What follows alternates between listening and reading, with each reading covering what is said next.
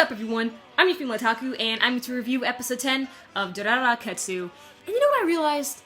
Durara Ketsu is such a tease. Yes, week after week, we think Erika's finally going to be saved. We think the battle between Izaya and Shizuo will be over. We think that Shinra will finally reach Celti. And just all these other things that we think are finally going to happen, but they don't. They stretch on to next week.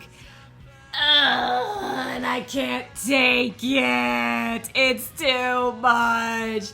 Every week I keep on thinking at least one situation's gonna happen, and it doesn't.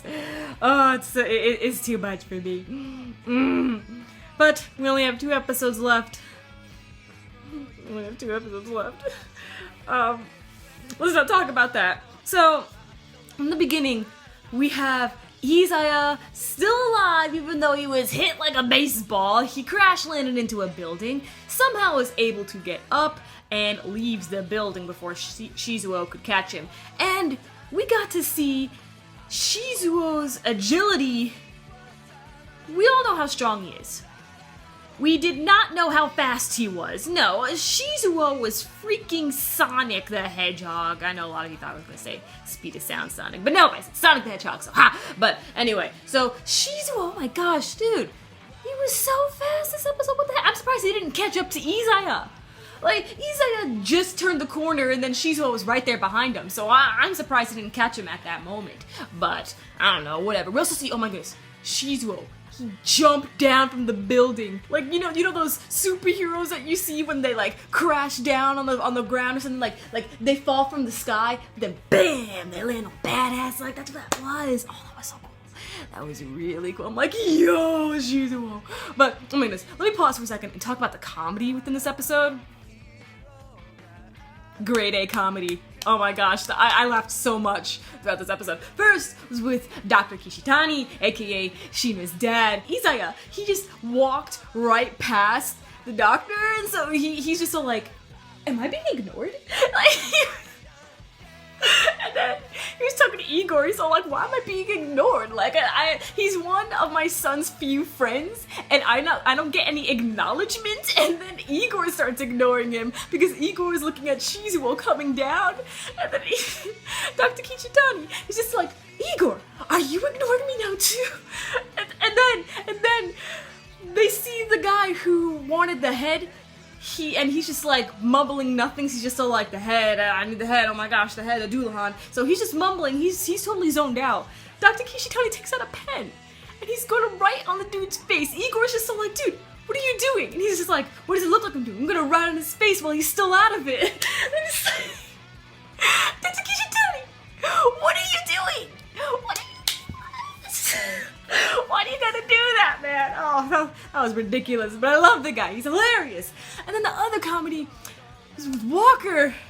He when he saw Henri and how like she made told everyone the power of Saika and who she is and how she's not human.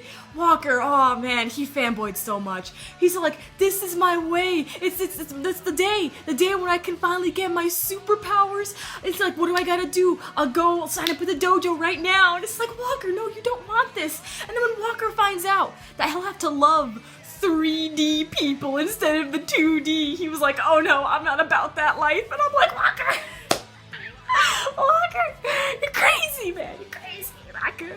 Oh my goodness. And then lastly with the comedy, Erika. Oh, I love her so much. So Erika, she's still being trapped within the Saika apocalypse. So she takes out her handy dandy cosplay bag, and inside are red colored contacts. She puts them on and pretends like she's one of the children of Saika. She was just acting like a zombie because she even though Ami told her about Saika and everything, like, she doesn't really know what it is to be a child of Saika. So she was just acting like a zombie and everything, and it's just like, Erika. The funny thing is that it worked. It actually worked. Oh, Erika. The comedy on point this episode, alright? Now, other stuff that happened this episode. Mikado. How long were you on that roof? When did you get there? Did you see Rochi leave? Mikado was all like, I have something to show you. So I was just all like, oh crap, he's gonna show him the gun, which he's probably gonna show Masaomi next week.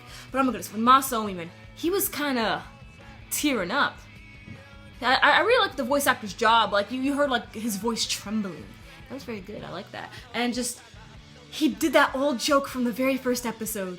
He was all like, I'll give you three choices. 1, Mikado. 2, Mikado. He kept on doing that, and I was like, the throwback, man. So now Mikado and Masaomi are on the roof.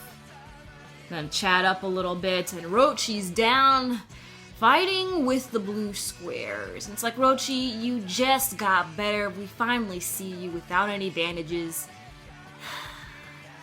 You're gonna get wrecked again, man. You're gonna get wrecked. Like, I know you're the adult, but they have weapons. It's like, Rochi, you can only do so much. Oh, Rochi, why? And we also have Shinra saying how he's gonna find Celti and that something much worse is about to happen to him. So he believes that, or he knows that the head has been reattached to Celti's body, so he's prepared for anything. But first, he has to find Celti. Oh boy, I have no idea how this is gonna end. I don't even know if we'll be able to have a completed end. We only have 2 episodes left. How can we have a completed end like this? Like, so many things are unfinished. Oh, man. Well, I guess we'll have to see. That's the beauty of Durarara. You just don't know. And I don't want to know until I get to that episode. So catch me tomorrow as I review Haita Genso no Grimgar and live react to Nichiro Days. I'm your female otaku, sayonara.